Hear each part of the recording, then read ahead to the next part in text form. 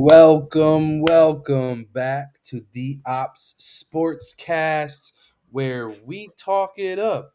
We talk about sports, we talk about the trending topics, we tie it into faith-based understanding, and so we welcome you guys. How you guys feeling out there? Chilling, man. How I'm you doing? here. Zeke says I'm here. Hey, man, Dave, you were telling me a little bit about your pool troubles, man. Man, listen, it's been one of them days, man. Two Eee. days straight of pool fun, man, and then I got a hole in my liner, man, right in the seam of my liner, man. I just saw it like probably about 40 minutes ago. So Oh man. Well, yeah, hope man. So I'm gonna have to get that dealt with. But other than that, man, God is good, man. I'm gonna just ride it out, man, and do what I can. You know for what I'm saying? sure. For sure. Well, hopefully they get that fixed for you real quick Yeah, because man. I hope so, man. weather been serious. Yeah, man. But as for all of our viewers out there, as you can tell, Mr. Peasy, he's not in the building yet, but he's on his way. So we're gonna make our way through, and we're going to go through this, and you'll see him pop in here as normal. But we're gonna start off by just introducing ourselves. If it's your first time listening, I'm gonna start with myself. Josh from East Side. And I am Dave in the cut. And this is your boy Big Zeke. Big Z, Dave in the cut. Yes, sir. All right, fellas, we got a great show ahead of us. We're going to be talking about some fanatics stuff here in a little bit. Dave, you'll be able to go on and explain some things. We'll show you guys some topics there. We're also going to talk about the NBA Finals that wrapped up. Some discussion around there. Congratulate the new champions. We got a topic that is close to heart here, man, and we're going to talk a little bit about some NFL quarterbacks and how the media world is giving some major disrespect, in my opinion. And then we're going to talk about it happened today. Close it out with the weekly roundup. So we got a lot to talk about. But Dave, how about you kick it off and talk to the people about our sponsor? Oh, indeed, I can do that. All right. So I would like to give a shout out to our sponsor, Opposition Radio. Opposition Radio is a 24-hour internet radio station that offers Christian hip hop, EDM, R&B, reggae, Latin, and pop music. Be sure to check out the amazing artists in rotation by going to the opsradio.live from any internet browser. Opposition Radio, motivation to stand firm. Motivation to stand firm. Yeah. That's what's up. Shout out to Opposition Radio, to my Shout out. man's over there. Yes, sir. Yes, sir. We appreciate you guys for sponsoring us. And if you've got a business out there and you'd like to sponsor us here at the TOSC, we'll be more than happy to promote you, and also you help us by getting us out there. Indeed. So hand washing there. But Yes, sir. I think we gotta talk a little bit here. Give Peasy a couple minutes to come in. I know he'll be here in a few minutes, but what were your thoughts about the NBA playoffs? Let's go that route for now. What were you feeling as game seven approached? Go ahead, Zeke.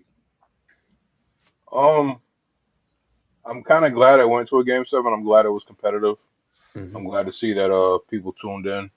Hmm. Um, what was it, like 16.3 million viewers or something like that? Some Um, yeah, record for for 9 years. for for a series that was catching a lot of flack for uh being potentially the worst finals maybe in not necessarily in history, but in a long time. I'm glad to see that the boys showed up, showed out. Kind of sucks that it was kind of anticlimactic with Halliburton going down so early. Um, but I mean that's it sucks, but that's sports. And the Pacers they fought, they made it a game as long as they could, but uh, OKC they came out and they did what they do. So Yeah, congratulations to them. for sure, most definitely. I was actually surprised myself. There was a lot of talk, and without going too crazy into our NBA discussion, it was definitely refreshing to watch it and to see um, that competitive game back in the final. So I No. was happy to see that. What about you, Dave? Yeah, so I was actually the main character that said that this finals was going to be a joke, and I said that nobody was going to tune in. I said that the NBA was praying that it wasn't going to be a OKC Pacers final, and that's exactly what it ended up being. Mm, And so I was 100% wrong, especially because I was glued to every game. yeah. The back and forth. As much as I know Peasy doesn't like Halliburton, uh, I was respecting the man's game. I was, uh, as much as they, without getting into too much, as much as they complained about like wanting a longer break between the games, um, I think that added to the drama, to the back and forth, stealing home court advantage and that kind of thing. But we're here to talk about the ratings really, and I was Yeah. very surprised to see the ratings. I was very happy for the NBA that it got the ratings that it got, Mm, because a new champion was crowned. There's some new blood, um, you know, right now on the that's coming up, which is really good. You didn't see any familiar faces, so I was very happy about that. So shout out to OKC, man, and no, to everybody that's running that organization, man. They've done a great job, and they were able to fleece the Clippers and most definitely. Most definitely. set themselves up for success. So there you go. I hear you. So you know what? Let's segue a little bit. You okay with a little bit of flexibility here? While Hmm. we wait for Chris, I think we want to have him a part of our discussions. So I think this is a good time right now to actually change it up, and we haven't covered this in a couple of episodes, but we're gonna bring back the "It Happened Today." And Chris could come in anytime, and he could give his thoughts, inputs, whatever it may be. But Zeke, I'm gonna let you cover this one because you did throw this one in the topics, and it's worth looking at. Yeah, so I'm kind of glad we were able to throw this one in there. I kind of like the "It Happened Today" topics, and this one is kind of fitting for today. Back in '97, on to this day, Tim Duncan was drafted by the Spurs as the first overall pick, Mm, um, out of Wake Forest, and then 2 years later, they beat the Knicks in Game 5 to win their first NBA championship. So my man got drafted number 1 overall, and then 2 years later, won his first finals. He got named Finals MVP, and I mean, Josh, I know that's your boy. that's my He man went on to have a spectacularly boring but successful career. Um, for the, sure. the the the Call that big man fundamental, that the was big him. fundamental. You know his name, I and mean, that's he just to watch Timmy operate uh, in the low post, the master of the bank shot. It, hmm it was it was boring, but it was frustrating, and it was one of those guys where it's like I didn't necessarily like him because I was a Shaq fan. So you yeah. you take Shaq and you take Tim Duncan, you put them like Shaq's dunking and throwing people down, and like there's that photo of him dunking on the whole Pistons team in the playoffs at one time, and Yep. catching alley oops from Kobe against the Blazers, and then you got Tim Duncan, your little post step, drop step, baby hook, little triple threat pump fake jumper off the backboard, and it's like, dude, this dude sucks. He's boring. He's not flashing. And you look up, he's got 30, 15, and 5. It's like, hmm oh, okay. He's pretty That good. man just took over the game. Doing Right. this too, So man. shout out to Timmy D. Shout out to Timmy D. Yeah, man. And shout out to Cooper Flag, this year's number 1 overall pick. Cooper. My Yes. man from Duke. Yeah. So So is the draft is on right now, right? Yeah, they're doing it right now. What round are they in? They're still in the first. Is it? Yeah, All right, we can it's keep slow up with moving, that as but we do the show, man. they're on the Rockets are on the clock now with the 10th overall pick. Cool, cool. So Who didn't see that coming? yeah, I mean, as soon as the Mavericks won the lottery, I mean, the only way Cooper Flag wasn't getting drafted number one overall is if he fell off a curb or something. I don't know. Or if Adam Silver was deceased, that's the only way. Right. Because he was the what up, Peasy? Peasy. What up? What up? What up? You Easy can in. hear me What up, okay? Doc? Yeah, we got you. What's good? It's We good, bro. got you. Welcome How's in. everybody doing today? Yeah, Good, man. man. You missed the banter. We did a little bit of a flex. You know, we hit the tango a little bit here, and Oh, okay, okay. we just brought up our it happened today. You know, so Zeke was happy to bless us with this information on Tim Duncan, the big fundamental. Although he was boring to watch, as he says, he was a certified bucket. That's for sure. Coaches loved Nice. watching them because Yes. they can say, "Hey, watch Tim Duncan." I'm like, "Nah, I want to watch Shaq." And Shout out to That's Coach what's up. Iglesias. no doubt, no Big doubt. fundies. Good. So, all right, man. Now that Chris is in the building, I think we could jump right into our topics. We got a lot to discuss here. We opened up a little bit with this, but we're going to go right into the NBA discussion. So, once again, we want to congratulate the OKC Thunder on winning the 2024-2025 NBA championship title. You had your boy SGA, the finals MVP, and the league MVP for the year. So, big shout out to SGA, man. He's an up and coming star. He's been up and coming for a while, and he's been kind of flying a little bit under the radar. People haven't really been noticing him, but sure enough, they're gonna notice him now. And he's definitely come in and made a name for himself. Yes, sir. Um, and then we had the Tyrese Halliburton injury, as Dave alluded to. Chris says he's got the most punchable face in the league. You know, uh, as much as you may despise him, you got to give the man props. He had that Dude was leg baller. injury, and then he said, "You know what? Everything's on the line. I got to be out there for my team." And then first quarter comes around, starts to come around the corner. He hits a couple of big time threes. I believe three of them back to back, and then pops an Achilles. So Mm. we alluded to here, that's the eighth Achilles injury this season. So what do you guys think about that? It's To wild, bro.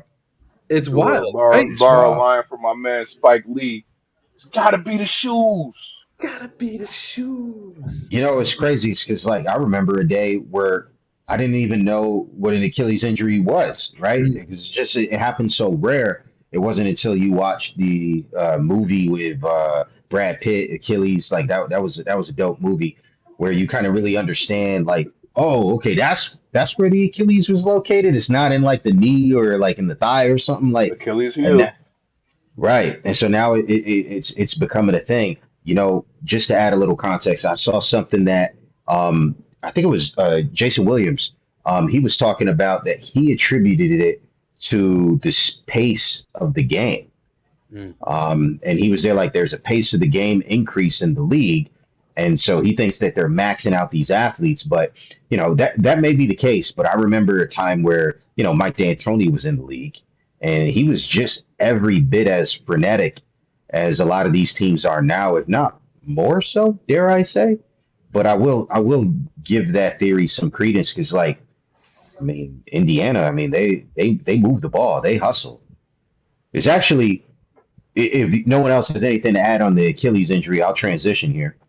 Well, the only thing that I wanted to touch on that is, like you said, it's the speed of the game. But if you're looking at how these guys are really playing nowadays, where you got those quick step cutbacks and they're going full force, full run, and stopping on a dime, man, the body's not built really for that. And if you're not careful, it's very evident as to why we're seeing an increase in the Achilles injuries.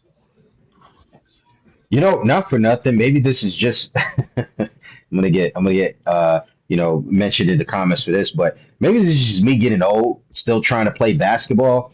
But when I try to do some of the moves that these young dudes are doing that I just didn't really see, where they kind of stop on the dime, snatch it back, bring it behind the back. Of course, like you try to mimic that. At least I try to mimic that, and I feel a huge strain on my Achilles every time I do something like that. And so I wonder if it's also the type of movements Yeah. that we just didn't see like back in the day. I mean, we saw some players do it, but not at this pace of speed, not at this level of play. A lot of these guys, they're doing these kind of like quick pullback, kind of dribble drive moves, and it's causing that to happen, I think. Yeah. I wonder if Absolutely. it's like a conditioning issue. Like if they're not, I know it sounds like the basics of being an athlete, but if they're not like stretching properly or doing like the post game care or pre game care that they should be doing. I don't know. It's weird.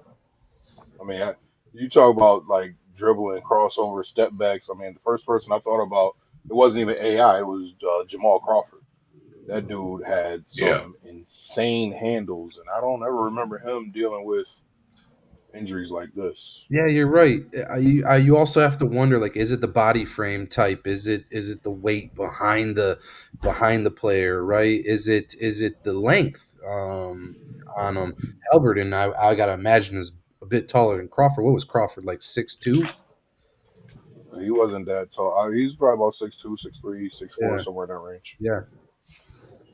So I'm sure there's a lot. There's a science to it at some point, I'm sure, and there's going to be a big focus on it, seeing all the injuries. It's tough to come back from an Achilles, man, and big props to those guys for being able to play. This almost sounds like something like the sports science guy would have done like a whole article. So shout out to the sports science guy. R.I.P. Unfortunately, to John Brinkus. that's right. My man just passed away. Like what is it? Like 2-3 weeks ago now. Yep. Yeah. Yeah, Yeah, this would be something like I would think he would do an expose on the torque on the Achilles is becoming more prevalent in today's game. You know what I mean? This would be something that it would be fascinating to watch. So shout out R.I.P. to John Brinkus. yeah.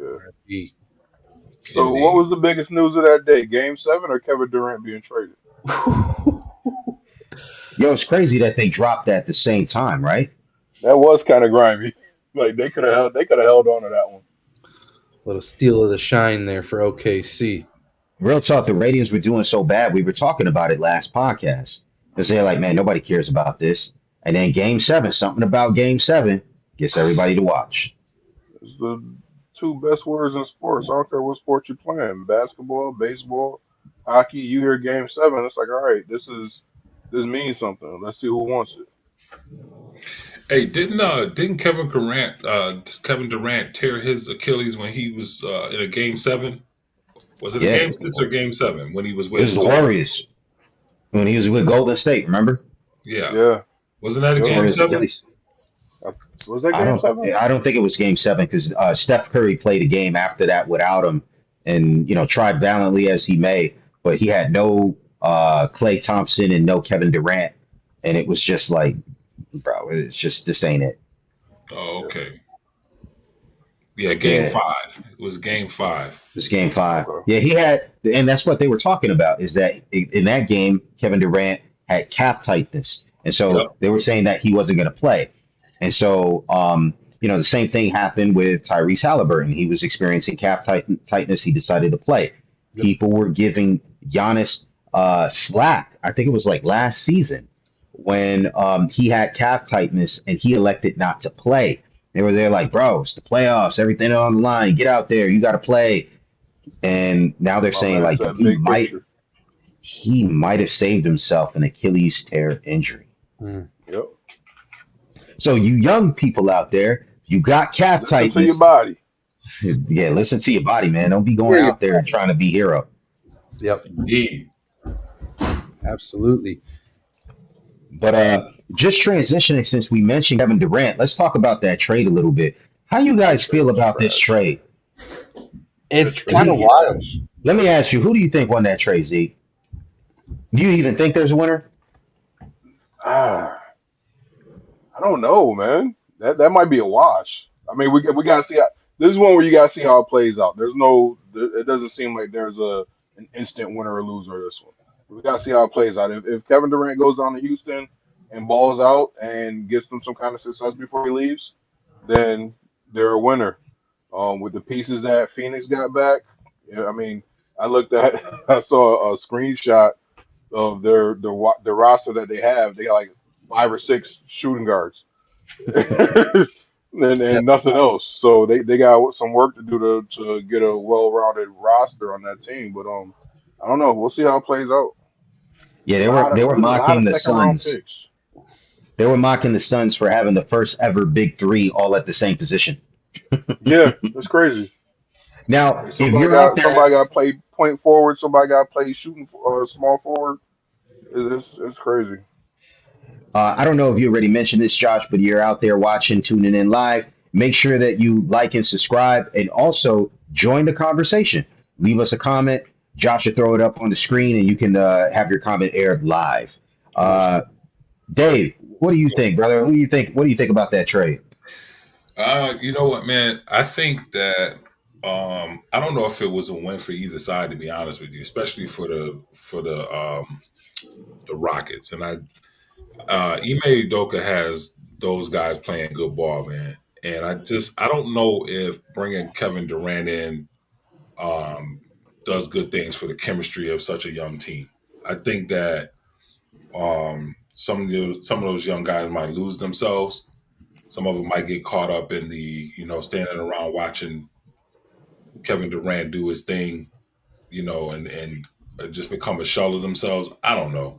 I just I think anytime that you bring somebody of the caliber of Kevin Durant in um, at this point in his career, I don't know if it's a good thing for young players. I think that it hurts. I think it hurts Houston, in my opinion. But I mean, what do I know, man? You know what I'm saying? I would like to see these young guys just know that still believe that it's their team. They can go out and do what they were doing without having to default to whatever style it is that Kevin Durant may demand of them. You know what I'm saying? You may have guys switching up their roles because he comes in. He's coming in, and it may and his presence is just demanding that kind of response from them. yeah, What you guys eat? What do you think? Or, I hope they can find some kind of balance. One of the things that bothered me watching basketball this year was teams would jump out to a big lead, and then the other team would start coming back, and instead of slowing the ball down and using some clock, they just keep running down and chucking threes and missing, and they shoot the other team back into the game. So I think at that point, that's where you would need somebody like the Slim Reaper who can, all right, dribble, keep moving. Don't just become a spectator. Keep moving. Get yourself open. But somebody who can take the ball with 14 seconds on the clock, like, all right, I got this. ISO, do what you do. Be ready for a drive and pop, or he can hit a shot from just about anywhere on the court himself. He still has that wet jumper. So I hope with him on the team to have that dude that can get his own bucket if he needs it, they can find some kind of balance. Yeah, still get out there and run, but when you need to, slow it down and let him do what he does. Josh, you want to get in there? I'll take the last leg. yeah, for sure, most definitely. Like Dave kind of mentioned, the coach of the Rockets, he's got those boys balling, man. They placed second in that Western Conference at the end of the Mhm. season, so they're really doing it. And I think the addition of Kevin Durant gives them this flexibility to kind of open up the floor a bit for their young guys to make some big time plays, and they just need that veteran presence like Durant to be able to draw some of the attention, so that they can move the ball the way that they want to, so that they can put themselves in a good position for winning a title. So I like the move for the Rockets. I think that Durant is going to be all right. I think in his later years he's just kind of coming in and settling down, and he's not as vocal as he once was. He's just he's trying to I think, prove himself and his legacy, and make himself get himself another ring. Outside of the rings that he was able to get with Golden State. So it'll be a fun season to watch. I don't know about the Suns though. Um, I think that they're always they try to make the best of what they have, and it just doesn't seem like they ever can measure up. So it's gonna be Now, a tough road ahead. this might sound like a crazy take, but I mean, I guess we'll find out if it's right later. But the Rockets did finish second in the Western Conference this past year, eliminated as soon as they entered, by the Golden State Warriors. I actually think this trade will make them have a worse record in the regular season, but I think they might be better in the playoffs because of it, right? Because I mean, Jalen Green is that guy, but he was not that guy in the playoffs. He did a no show, and so I think you'll get more out of Kevin Durant than you did out of Jalen Green, at least during the playoffs. During the regular season, I don't really see how this trade makes them better as a regular season team because Durant is not going to run up and down the court. I actually worry that he may injure himself because one of the things that the Rockets excelled at was that they were young and they pushed the ball. Yeah. Now a lot of teams do that, but that's not Kevin Durant's style anymore. Not that it ever was. And so like it may make them more like what Josh was saying, better in like that half court slowing down the game during crunch time moments, but during the regular season, where you're just trying to push and you're trying to get ahead, and it's not like playoff atmosphere, I can't see the Rockets actually being better. Although I see what they were going for. Although I think, getting rid of a young talent like Jalen Green may hurt their long term window. Although it may sharpen their immediate window, which I think is what they were going for. The Exactly. Suns, my goodness. I mean, they're. I mean, if you're a fan of the Suns, you're just there like I mean, you were excited, and now you're just there like, where are we? We gotta tear this down and rebuild. But if you're gonna tear it down and rebuild, you want to do it with young pieces. Jalen Green is a young piece, but now what do you do with Booker? Hmm. You know what I mean? What do you do with Booker? I mean, he's not in that window anymore. And Beal already wasn't that guy. You need to. I don't know that you can offload him. Maybe someone will take him, but that cap hit is going to be hard to get rid of. And so I think they're stuck. And so this was not a very good trade for a franchise that has been making really bad trades.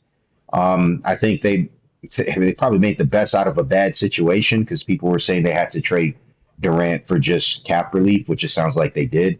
Speaking of cap relief, Porzingis, my Knicks, we might be the number one team in the Eastern Conference now by default. They got rid of Drew Holiday. They got rid of Porzingis for a bag of bologna and potato chips. Hello, New York. If we could find an actual coach to coach this franchise, we might be okay. We might be okay. All Let we me got to ask do you is this. pick up the phone and tell Thibodeau it was a joke. Come Okay, back. yes. Yes. I was suggesting that. What do you think we should do that, right, Peasy? I actually think we should be I'm there. all Like, for it. yo, why are you April not in the Fool's in the office? room. Absolutely. Let's George Costanza that man. Like, you didn't get fired. What are you talking about? He's supposed to be here because, like, bro, I don't think there's a coach out there that will make us better than Tom Thibodeau. So I think we take a step back too. Foolishly, always self-inflicted wounds with the New York Knicks, but I think we take a giant step up because I think the only team in our way at this point is the Cleveland Cavaliers and maybe the up and coming Detroit Pistons. But I think, Cleveland is still that team that they could be healthy. But I think you got to put the Knicks right after that. Would you not?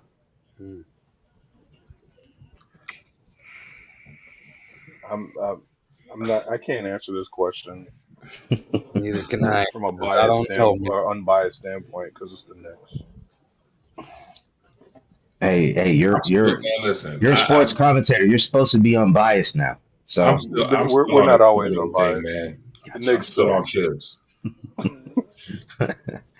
All right, all We right. made a huge mistake, man. And here's the thing, man. If you go back through all of our chats, I was calling for Tibbs to get fired like 2 months ago, foolishly. Yep, you were. You were. It was, man. I'm not even gonna front. Bro, I was never on that because I knew what the Knicks were before Tibbs, and he made such an impact. He made such a difference. Even when we were struggling, I was there like, it, it's him. He is him. Like we wouldn't be as good as we are without Tibbs, and I can't imagine we'll be better than last year. But it may not matter now that everybody's worse. I mean, these coaches that they're going after. I don't. Who are these dudes, man? I don't even. I don't even think we should get wrapped up into it, man. Because Local high school coaches. I don't need my blood pressure going up, man. Right. Well, Yo, Uh, I just read that Devin Booker can sign a 2 year extension this summer. You think he's gonna sign that? No, He's looking at 75 mil a year for 2 years. nope, no. not a chance. why wouldn't he? Wouldn't he get more money if he signs that extension with his home team? Yeah, but he's going to be in competition for that position. Shooting And guard? He There's don't no care about that. It's competition. about money. Nah, he ain't gonna be in no competition. You got Devin Booker on your team. You're starting Devin Booker. You'll figure out a way. Um, but I think he'll sign it. Why not? They'll probably do a signing trade. You don't think he's at the point where he wants to win? No. really, you think it's all about the I can't money? believe Huh? he's already been in the league for 10 years. That's crazy. That's what I'm talking about. Yeah. Yeah. No, I don't think he does. He strike you as the player that will turn down money to win? He doesn't strike me as that player. I'd love to be shocked, but I mean, nothing about his game says unselfish to me. No, yeah, for sure. But like, who's he going to be selfish with on the Suns? Like, I don't know. I'd be interested to see if he's gonna stay or if he's gonna. I don't know if players are like afraid to leave their hometown team to chase winning now because of the way it's been portrayed. yeah, And I no, I that's mean, mean, a you is good know, point. Phoenix when really? the king says rings don't matter, might as well stay and get the bag, right? Yeah, man. Why not? Got to be Yeah, careful when you say king. that's a whole nother topic there, man. Exactly. All right, but let's segue into this next topic here. This one, I don't know, fellas. I'm just going to put it up here. Truth hurts. The Yahoos over at Yahoo Sports released a top 10 QBs list for the 2025 season. One glaring, blasting, obvious snub was Jalen Hurts, whose omission made room for the likes of Geno Smith, Jordan Love, CJ Stroud, and Dak Prescott. So we're going to go on this, and we're going to go back to our standard of 1 through 5, one being the least in agreement and 5 being the most in agreement. We're going to answer this last question. Is Hurts a top 5 quarterback? Why? Damn. Top 5. Top five. Let's Ugh. do Who it wrote this that? way. Let's Who do it wrote this that? Talk okay. to us, Dave. Let's do it this way. Not is he. Let's just say Jalen Hurts is a top 5 quarterback, and let's go to the fingers on it. I like it. Okay, I got All a right. finger 'Cause for I'm you. I'm curious to see. There's one person on here. I'm curious to see what they're gonna say. I'm staring at it right now. Oh boy. Hurts is a top 5 quarterback in 3, 2, 1. Oh, all right. Josh is at a Ooh. 5. I'm at a 5. Zeke's at a 1. PZ's at a 4. Take it away, Josh. Listen, Take it away, this is Josh. plain, simple, easy for me. My man, Jalen Hurts, has been clutch since he entered the league. A lot of people like to gloat the stats. They like to gloat the ability to throw 2,000 yards a season. They like to gloat about their winning percentage in the regular season. They like to talk about how they can drop the deep ball and then hit them in the numbers on the short ball and give them a nice uh, ball over the pass. They like to talk about the turnover ratio. Um, One thing I know, and the one thing that I live is the Philadelphia Eagles. And since Jalen Hurts has taken control behind the line of scrimmage on offense, the Eagles have been the most consistent and the most reliable when it comes to winning games and winning big time games since Jalen Hurts has taken over. Um, there's no question in my mind that when the game is on the line, Jalen Hurts is going to make the right play at the right time and win. There's no denying the dude is a winner. Did it in college, and he's showing that right now in the NFL. And so, not to mention, the dude is a Super Bowl MVP. He's been to the Super Bowl twice in his 4-year start in the NFL, 5-year start in the NFL. Yeah, this is 5th year. It's 4 years of starting quarterback. So I don't know how you can deny Jalen Hurts top 5 um, in the NFL when you're looking at quarterbacks who you trust and quarterbacks who you know can take you all the way through the regular season and deep into the playoffs and even win it all. That's my take. Who you got going next, Josh? You know what? I want Zeke to go. I want some Of 5. Oh, course, you want Zeke to go. Listen, I was struggling putting him in the top 10, but you said top 5? Come mm. on, man. Jalen Hurts, everything you described about Jalen Hurts screams game manager. Like somebody you can trust, somebody who's not going to turn the ball over. He's a game manager. He's a decent quarterback, but top 5. Look, I want somebody who, when the game is on the line, somebody who can take over. Give me a Lamar Jackson. Give me a Josh Allen. Give me a Pat Mahomes. Yeah, I said Josh. I can't stand. I can't stand Josh Allen, but I mean, I watch him and I get jealous because it's like, dang, how come Dak can't do that when we need it?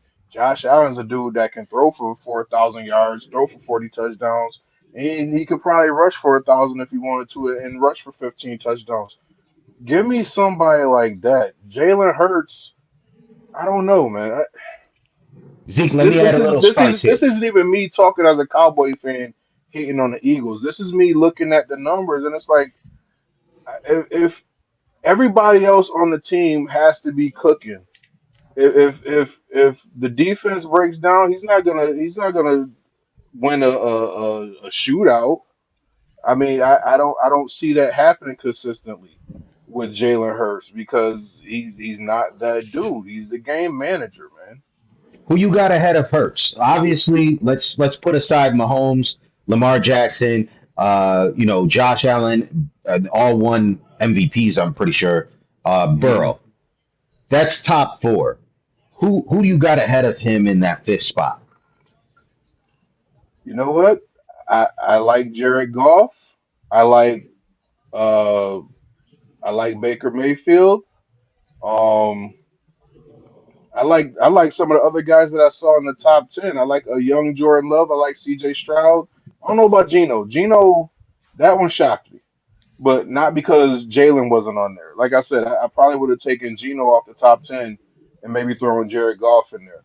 But What about the Herbert or Stafford? You got any of those ahead of him that you rather Stafford, have? I don't know about Stafford. Stafford maybe 5, 10 years ago. Not Stafford now. No. Justin Right. Herbert. I like Justin Herbert.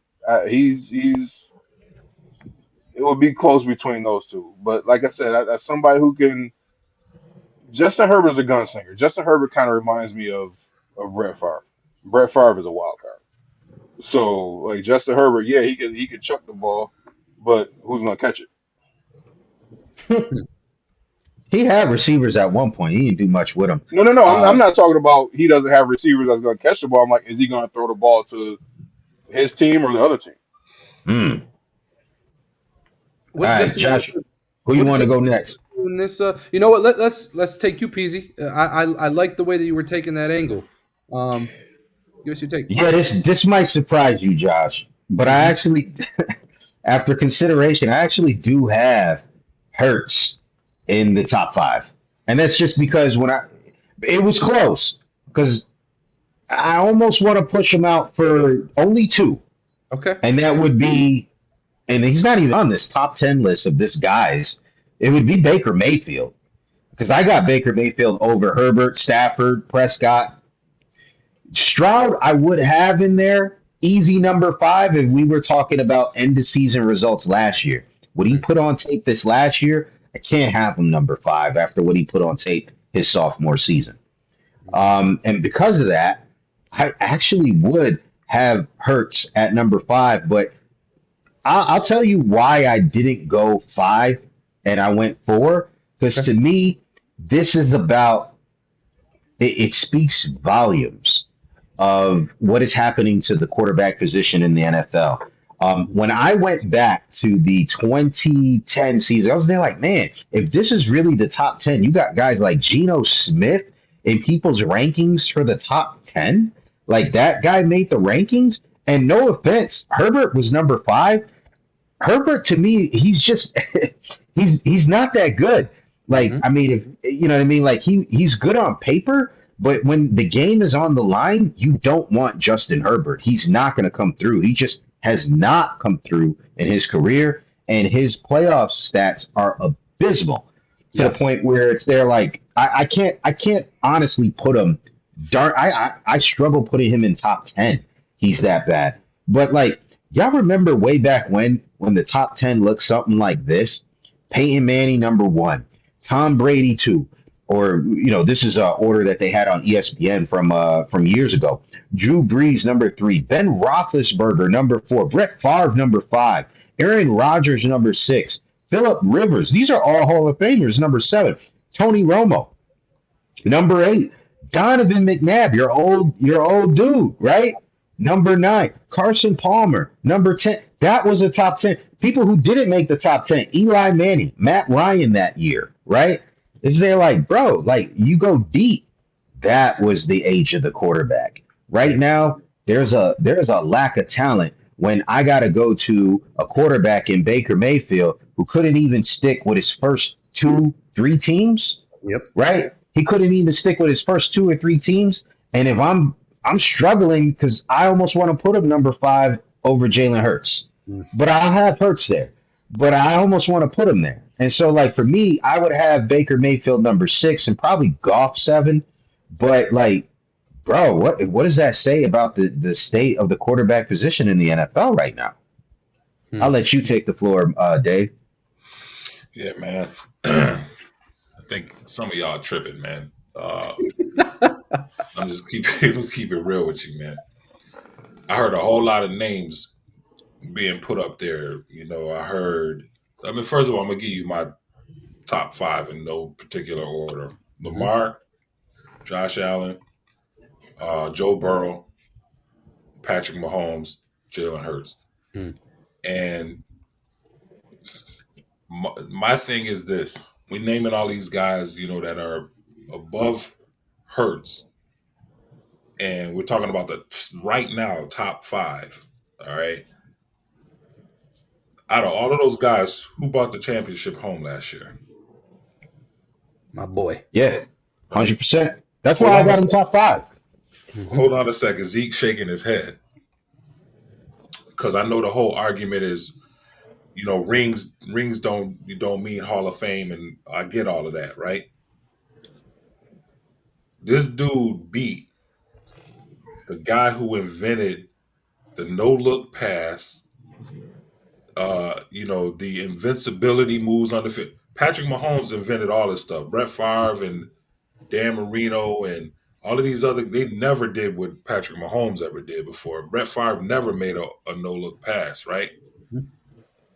Jalen Hurts not only beat, he destroyed him and his offense and his defense destroyed the golden boy of the NFL. Whooped them. Whooped them. So I don't even know how we're sitting here talking about Jalen Hurts might not be in the top 10. That's that's absurd, man. It's I got a it's question. it's good. Go ahead, Go I got ahead. man. a question. Go ahead, and I'm You gonna give take you an that answer. you take that Super Bowl Yep. and you put Hurts on the Chiefs and Mahomes on the Eagles. Is Hurts beating Mahomes in that Super Bowl?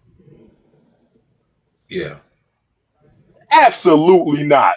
he With is. that Chiefs team that was on the field I'm gonna tell you in the why. Super Bowl, I'm gonna tell you why, man.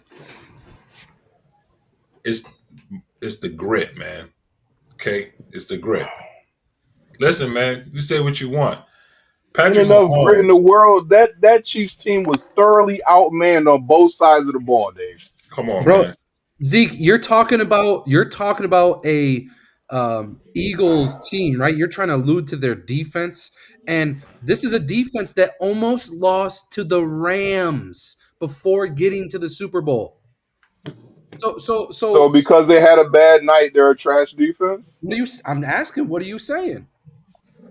I'm saying if you take, you telling me right now, if you had to choose Patrick Mahomes or Jalen Hurts, you choose Jalen Hurts over Patrick Mahomes. But that's not the question, though. That wasn't The the No, the question. question is que- not, is but he you, better than Dave's Mahomes? pointing Right. to what happened in the Super Bowl. Like that wasn't they The, people the talk question about is QB he versus better than QB. Prescott? They're not going against each other. They're going against the other team. The Bro, let me question No, tell is, you I'm you got to saying if make you it take hold there. on a Jalen second. Hurts and put him on that Chiefs team, and Hold then you on a take second. Patrick Mahomes and put him on that Eagles team, all you right, get a similar outcome. The Eagles are going to crush that Chiefs team. okay. So, Oh, to But your, that's not the question. so the better I'm argument, just talking about what Dave was talking about. I know what the question was. I already answered the question, but Dave's Zeke, pointing to, oh well, you see what happened in the Super Bowl. It ain't got nothing to do with Mahomes versus Zeke, Hurts. the better question then is because you got Baker above Jalen Hurts, right? The question is There you go. put Baker Mayfield on the Eagles team last year. Are the Eagles winning the Super Bowl? Against that Chiefs team? Are they winning the Or Super Bowl? you talk the whole season? Are they winning the Super Bowl? Yes.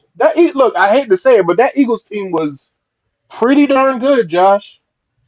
it, Absolutely. so the Eagles team was good, but here what I'm. This is the point that I'm making when I say it's about grit, right? Okay.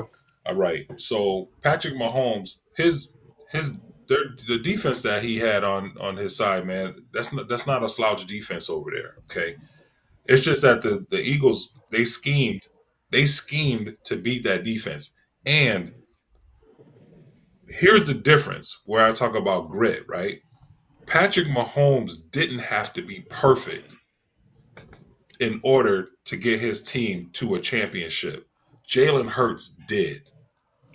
Because, and I'm gonna tell you why, man. If you watch some of the passes that Jalen Hurts made, those he had to be perfect on that night, man, and he was. He had yes, his defense played a huge role in it. But again, the point that I'm making is Patrick Mahomes didn't have to be perfect. He just needed to be Patrick Mahomes, and he couldn't even be that. Jalen Hurts had to be perfect, and he was. You feel what I'm saying? So that's why this whole if you put this person on this team and this person on that team, it doesn't matter, man. Everything was stacked against Jalen Hurts. His defense had to their defensive scheme had to be perfect. The Chiefs, they're a beast, man. They're a juggernaut. They didn't have They to weren't be, the same juggernaut this year. but that's what I'm saying. They didn't have to be perfect though, but they just had to be who they normally were, and they weren't, man. They must have been a pretty good juggernaut in order to get to the Super Bowl Well, I again. mean, according to everybody else, they had the refs in their pocket. I mean, you talk about grit. Patrick Mahomes had to pull out some games. Patrick Yeah, Mahomes but had to that's show on the some grit offensive this year side, because it wasn't the same efficient machine as it has been. Can I tell you why I had Hurts there too? It wasn't just because of that Super Bowl. He made it another time. I was actually more impressed by the first Super Bowl where he had that shootout with Patrick Mahomes, and it was an incredible game. My man Exactly. Jalen Hurts had over 300 yards passing and darn near put up 100 yards rushing. Absolutely incredible. How many other quarterbacks in the NFL today, anyway, is doing that? You know what I mean? And so, and can do that in that situation. And so On that's that why I level. have, Yeah. yeah. And so but that's he why, had. like, to me, So he's if you guys want to talk about the rest, let's talk about it. All right. So not only did he have to be perfect right as a quarterback, he had to fight against the juggernaut of the Chiefs defense that we've seen through the whole season. Right. He had to be that. Um, he had to be perfect on the field. And the biggest issue that I have with how people are downgrading Jalen Hurts in this game, man, is that nobody expected him. Nobody expected them to win in the first place. The biggest obstacle that he had to fight was the dynasty talk. Okay, so Oh, the Eagles. I don't know if the Chiefs win this game, they're definitely the next dynasty. And all of this, Patrick Mahomes is going to come out with his magic and blah blah blah. So he was already beaten. He was beat pencil whip. Okay, because the media was whipping him to death, saying that he wasn't going to be able to get past the defense. Patrick Mahomes, they was already crowning him. Okay, let's even as ridiculous as it is, let's throw the refs in there. He had to fight against the refs. The refs was like, "Nah, man, you're gonna win this game. You on your own, all right?" Um, All right. but he had to be perfect, and he was. Patrick Mahomes just needed to be Patrick Mahomes, and he wasn't. And Mhm. that's what greatness is about, man. When you can step up, when you are needed to step up, you step up. Patrick Mahomes, he went in there with zero pressure on him. All the pressure was on Jalen And Hurts. and let me No, put it Indeed, and it let me was. put this out here. absolutely not. The Eagles were playing with house money, like you said. Nobody was expecting them to win. Yeah, but the thing about it is, They if did. you think the Eagles want to sit around hearing, oh, they lost to the dynasty. This is they couldn't beat them twice. You think they wanted to hear that? Who was putting pressure on the Eagles? What? Who was putting pressure on the The Eagles? minute everybody started opening their mouth about dynasty, that's the pressure. Who Yeah, wants to it's who it's wants is to live there with that? the expectation is that Patrick Mahomes and the Chiefs are gonna walk into that and do All exactly the what they expectation was on Patrick Mahomes and the Let me ask Chiefs. let me ask Peasy this question.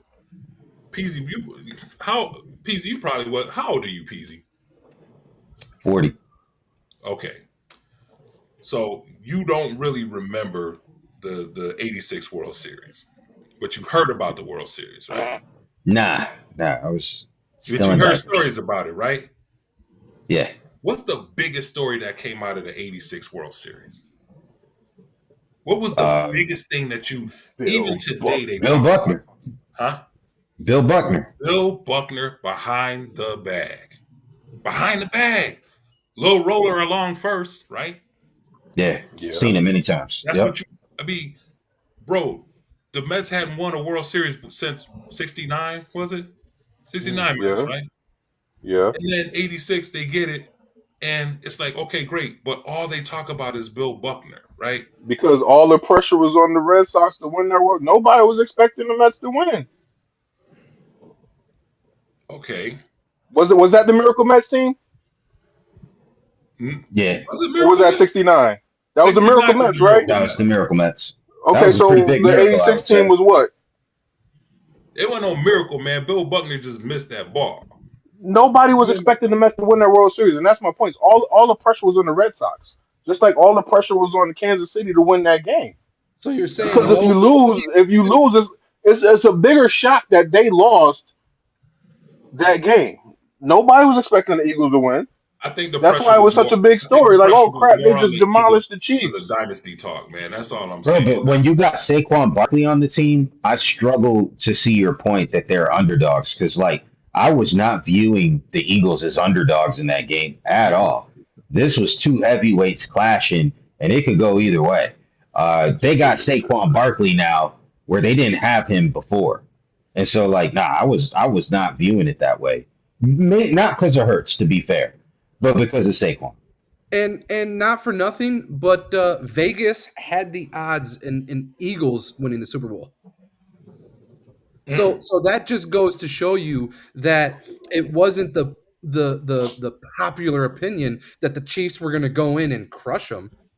It seems like the popular opinion was the Eagles were going to go in and win, but nobody expected the Eagles or Jalen Hurts, for that matter, to play at the high level that they did and take out these guys who were talk of the town and coming in and supposed to be the next dynasty team.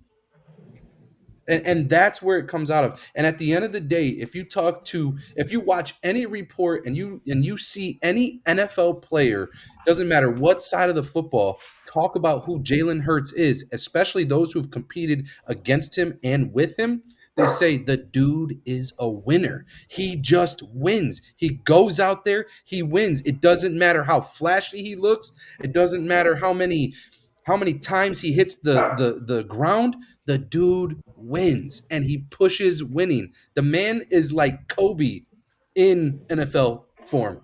The I man think you went a goes, little too far with the whole You Kobe went a thing, but little too far with that one, fam. I he was has feeling you killer, until you went there, bro. killer Come on, mentality. Josh. I know that's your Killer man's and all, but mentality. come That's on, man. Killer that was a mentality. step too far, bro. The man's not Killer Kobe. mentality. That's all I'm gonna say. Killer mentality. Yo, Dave, hit the fanatics talk, man. No man, that's a bridge Speaking of too far, bro. fanatics, I That's was with where I'm you. I looking. was with you, Yeah, Josh. it's okay. Kobe. I was feeling that little soliloquy you were going, but then I was like, all right, hold on a sec. We Guy going just too has a far. killer mentality. That's all I'm saying. He goes out there, Uh, gotta lead and win. Don't make him a top five quarterback. God, that's a it's hate. more about the state of the NFL, bro. To me, that's why I got him there. But yeah, I don't see Okay. any of those other quarterbacks. Stroud, you can't put him there after the season he had. Jordan Love, that was not a good season. You go with the Super Bowl winning quarterback over all those quarterbacks. I just think you So do. was Brad Johnson a top five quarterback when he won the Super Bowl? Brad Johnson also had very talented quarterbacks in the league when he won the Super Bowl. And so like it would be difficult to put him there. You put him there in this NFL, he'd be top 10. You bugging. Next If Brad topic. Johnson played Next today, he would topic. be top 10. He'd be over Next Geno topic. Smith, bro. Next topic. Well over Geno Smith. Next He'd be topic. over Geno Smith. Zeke, you Well, wouldn't have Brad get Johnson into, over I didn't Geno even get Smith? into how Geno Smith got on this list, man. Next topic. He must I have some already said history. Geno shouldn't have been on the list. I already Yeah, said Geno but shouldn't have been on the Baker list. is So over. But you're not. bro, You're not. just so we understand, you would have Brad Johnson over Geno Smith. No. Brad Johnson. Why? Yes. Next topic. All Oh, right, next topic. oh my God! Listen, this is we're gonna segue a little bit. We're gonna sit back and get lessened up a bit on. Let's talk about fanatics, right? My comment. Let's talk about fanatics. So, Dave, why don't you talk while I get some slides prepared about Fanatics Fest? Give us some Okay. insight. All right, man, let's do it. So, um, for those of you who aren't into like the collectibles world, Fanatics Fest 2025 took place this past weekend at the Javits Center in New York City, Friday, June 20th through Sunday, June 22nd. And it was a 3-day event, and it was focused primarily on sports and collectibles. It featured the Fanatics Games, where 50 fans competed against 50 athletes and celebrities in various sports challenges for a $2 million prize. The event also included autograph and photo op sessions, exclusive Tops products, and a museum of greatness showcasing over $200 million worth of memorabilia. This is the second summer in a row that the Fanatics Fest is taking place. Uh, Michael Rubin, who is famous for his white parties, along with such investors like Diddy, um, is the person behind the Fanatics Fest, and he is also the primary owner of Fanatics. For those of you who are like to buy throwback jerseys and the jerseys of your favorite um, NFL, NBA, MLB, NHL uh, athletes, they are the exclusive uh, provider of those uniforms, and which is why they are horribly made. Supposedly they were supposed to be making them better this year, but that's a whole other topic. So anyway, getting back to Fanatics Fest. So Fanatics Fest last year was brought in, and it was rolled out. It was kind of a way to kind of fuse uh, athletes, celebrities, and sports together. It was an event where they kind of wanted to get the fans closer to their favorite athletes, and kind of show athletes in a more relaxed environment, the more approachable, what have you. So this is the second year.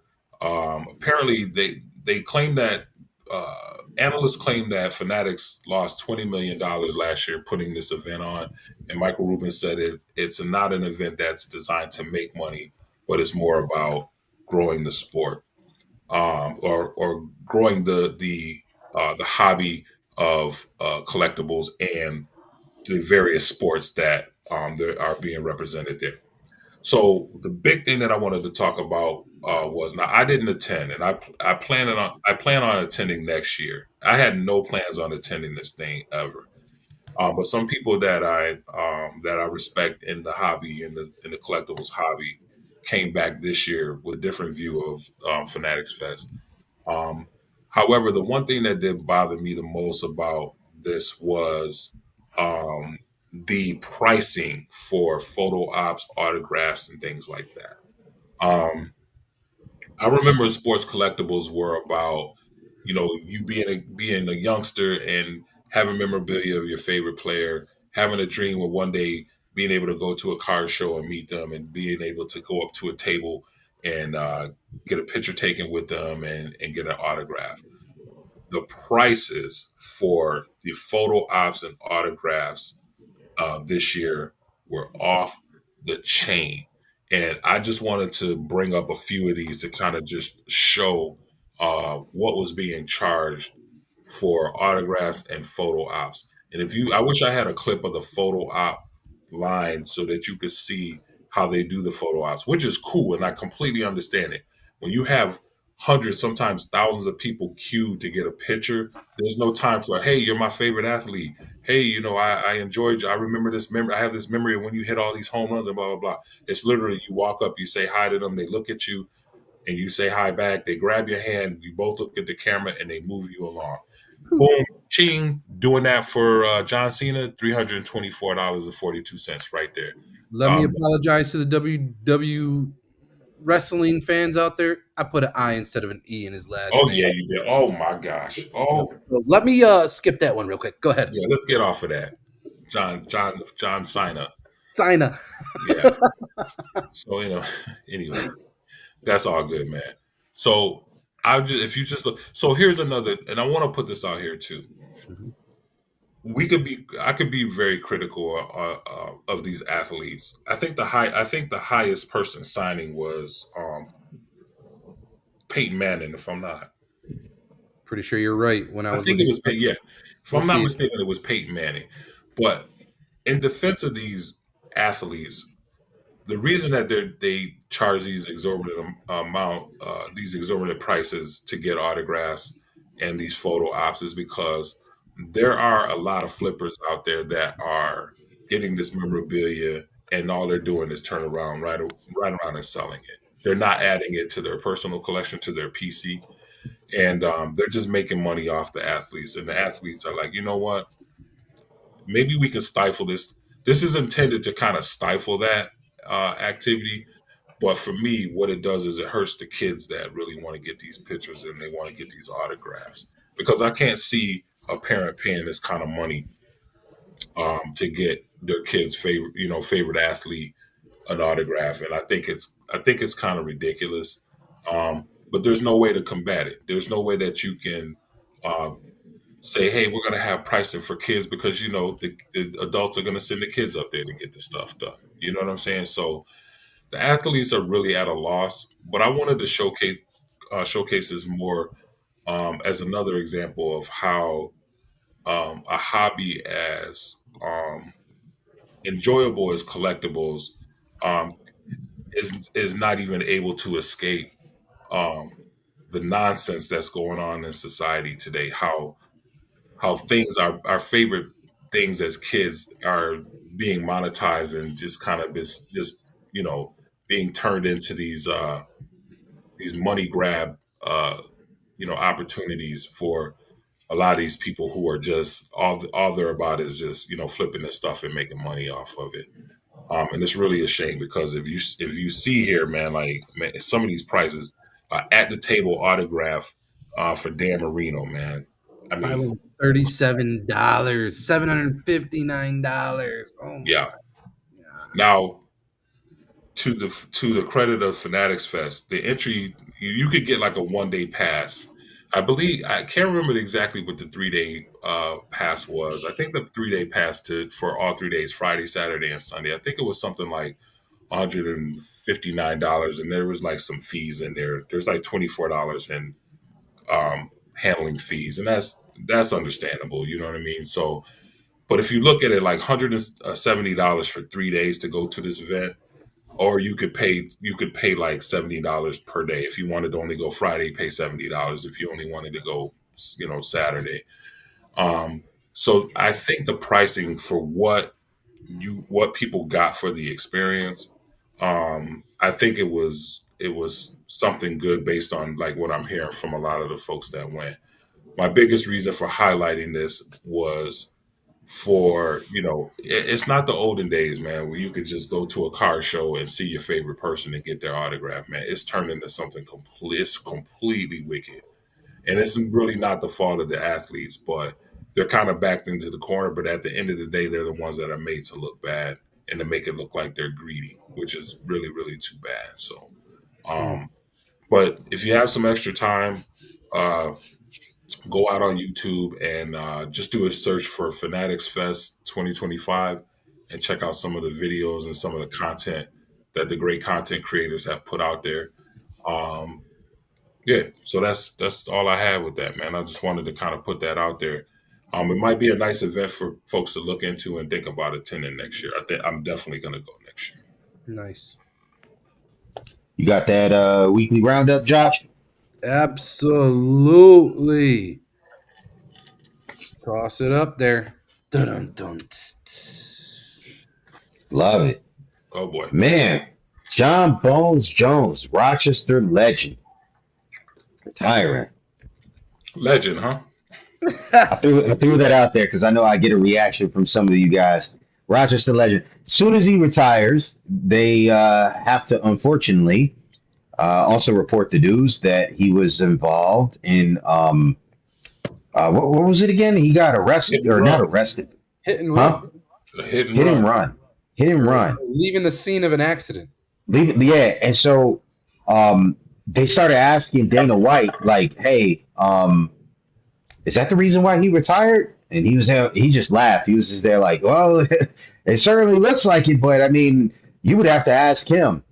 You know what I mean? But come on, man. Eh, Come on. There's one of those. Remember that old school sketch on ESPN? Come on, man. Come on, man. To me, it's Oh, one of you mean those the one kind that they of. stole from Ed Lover? Ed Lover, yeah, that's the Ed Lover sketch. Come Is on, that son. is that Come it? on, son. Come on, man. Like I don't know. I mean, he was supposed to enter into like at least his last mega fight. Dana White was already announcing it against the I forget what's the British Wasn't that boxer Tom or the Aspinall? Tom Aspinall, who's now the heavyweight champion. He wasn't And gonna fight Espinal, man. He was ducking Espinal. yeah, he was. He kept saying throughout the entire time, "Why would I put my name up against that? What kind of glory do I get from fighting Espinal? He's not established enough." And to me, It's a cop out. yeah, Here's that the Yeah. that's scare answer. talk. That's Here's scare the talk, answer. Why would you do that? It's because that's what the people want to see. Mm. Are you not entertained? bro. If he still had that dog in him, he'd just be there like, "Who's next? Right. Who wants it? Yeah. Who I, you I gonna think send this bum? Knock him out." I, I, I think with his resume, even if he loses that fight, he's still the GOAT. Him ducking this fight does more damage than him losing this fight. Or yeah, him ducking the fight does more damage than him losing the fight would have. So You know it's what? not a Can I good look. can I can I make some of y'all mad at me real quick? No. Nah, come He's- on. Let me. I'm gonna add some spice. You know what this reminds me of? Oh Now God. you can't do this in MMA, but this reminds me of Floyd Mayweather when he would postpone fighting the greatest until they were well past their prime to the point where it was just they're like, sure, I'll watch the fight, but it would have been cool to watch that 5 years ago, 10 years ago. This reminds me of that, but you can't duck that in MMA. So the Mm. man just postponed and postponed, and people were there like, "Yo, you got to give up the title if you're not going to fight. You got to give up the title." And it's there like, bro, you can't do that Mayweather stuff in MMA. But to me, I do think it adds a little something to his legacy that he goes out essentially undefeated, with the one loss being a disqualification, which that dude was knocked out and he got disqualified because of an illegal elbow. But other than that, man, like I do think it adds a little something to his resume that he goes out undefeated, and so kudos to him though on that career. Mm. Would you rather like go out saying like hearing people say you ducked a big fight though? Like, yo, Muhammad Ali lost his last few fights, but he's still considered the greatest. Mike Tyson took a few L's on the way out, but he's still Killer Mike. He's still Iron Mike. I would have rather seen John go out on a shield than be like, nah, I'm good. Yeah, I mean that's old school mentality though. Like new school is like Mayweather. They're not gonna fight you if they think they can lose. They're gonna wait until like you're old and fragile, and then they'll fight you. Maybe. Yeah, I'm surprised I didn't get more pushback. I'm antagonizing and no one's taking the bait. Listen, I'm bro, not it on is the fence with that 10:15 at night. argument. This is Oh, the most okay. energy you're gonna get from your boy. All right, I'm man. not. Someone in the comments, I want you to shout me out like, Peasy's tripping. Blah, blah, I mean, blah, blah. it's funny that you mentioned Mayweather though, because I remember the last Mayweather fight that I actually like posted up, like went somewhere other than my living room to watch, was when he fought Victor Ortiz. And I'm Mm. looking around, and I'm in a room full of Puerto Ricans. I believe it was in your living room, and I was like, "Yo, it's kind of quiet over here. Let me keep my mouth shut." Bro, that's when Dave Vargas like did the pay-per-view, I think, at the crib. That was crazy. That Yeah, yeah, was a that good was that was a good uncomfortable. night I'm though. looking around like Everybody was nobody mad. smiling. I'm gonna keep my Yeah. joy to myself. Go Floyd. Woo! All All right. right. Well, moving Next. on. Angel Reese creates or not creates, but patents, right? Yeah, she trademarked Huh? it. She Mhm. trademarked knee bounds, which to me is hilarious.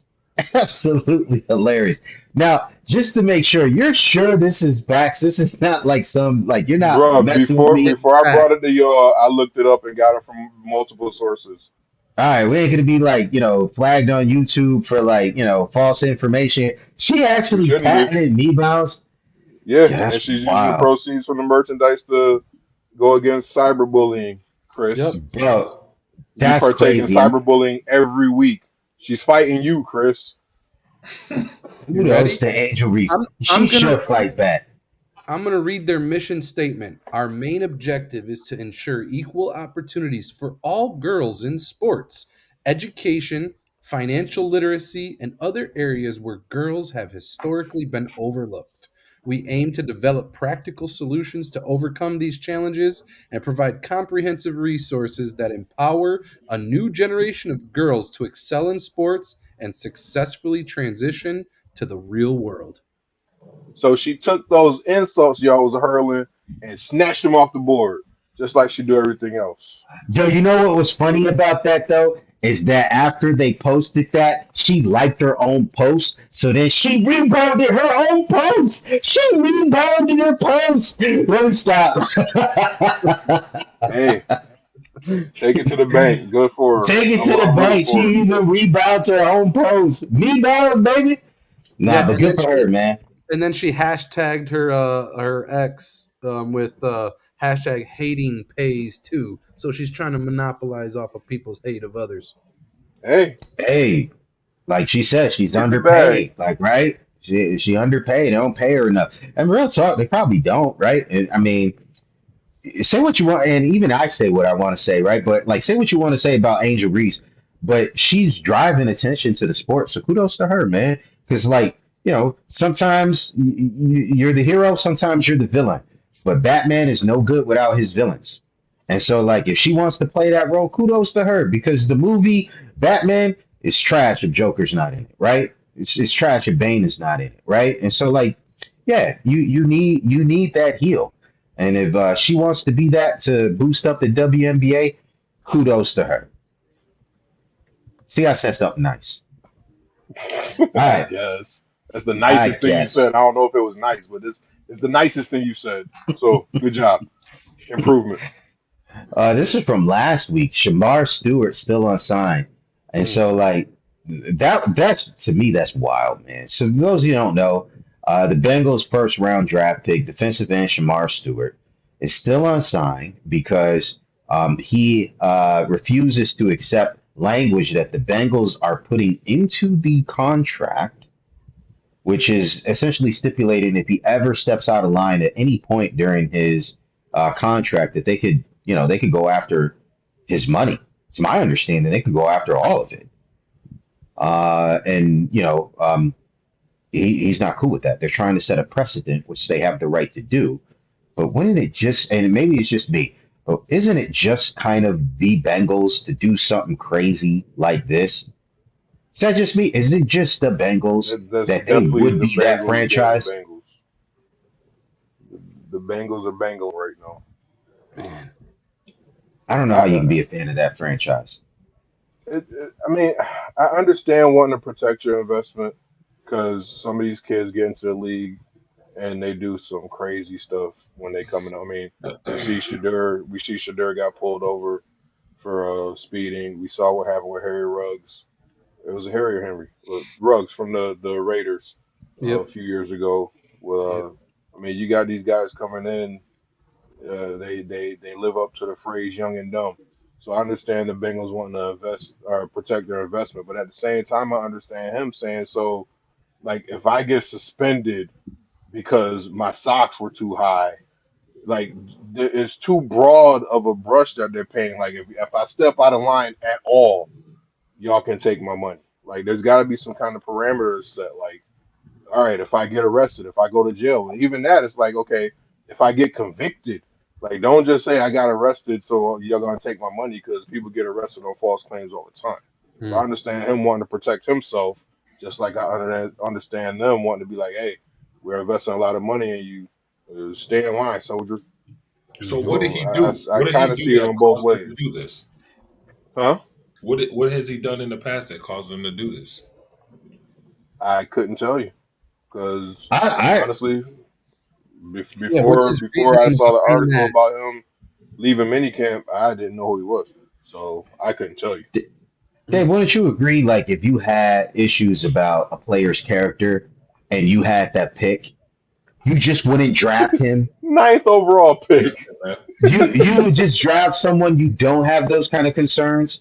But Yeah. like, I understand the Bengals are like a little, punch drunk from all the times they pick someone and then they end up having issues.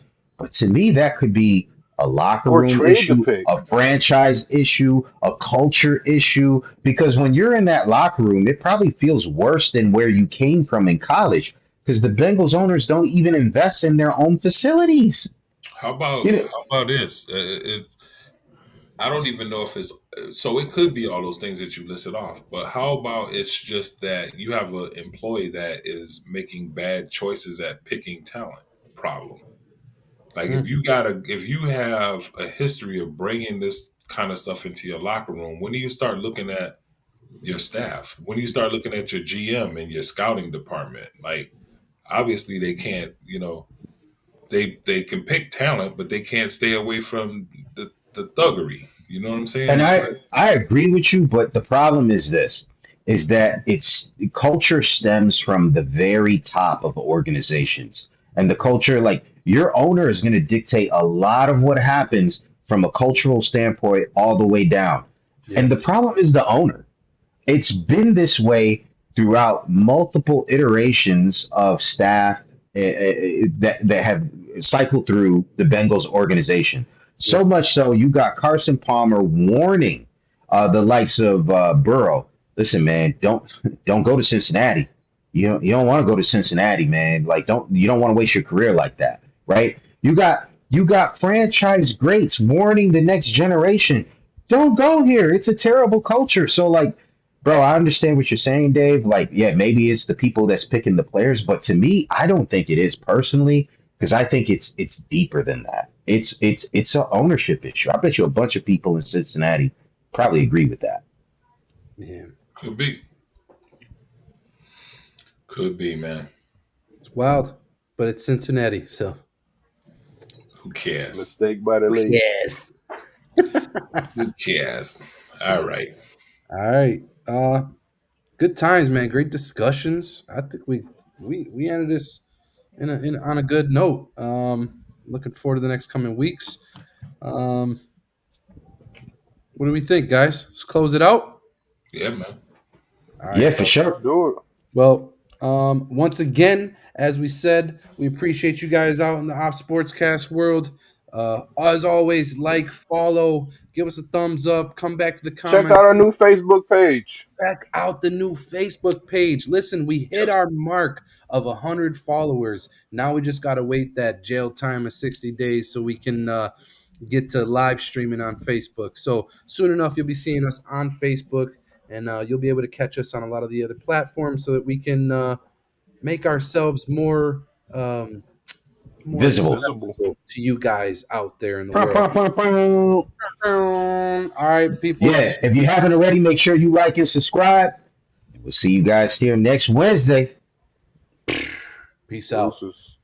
Deuces.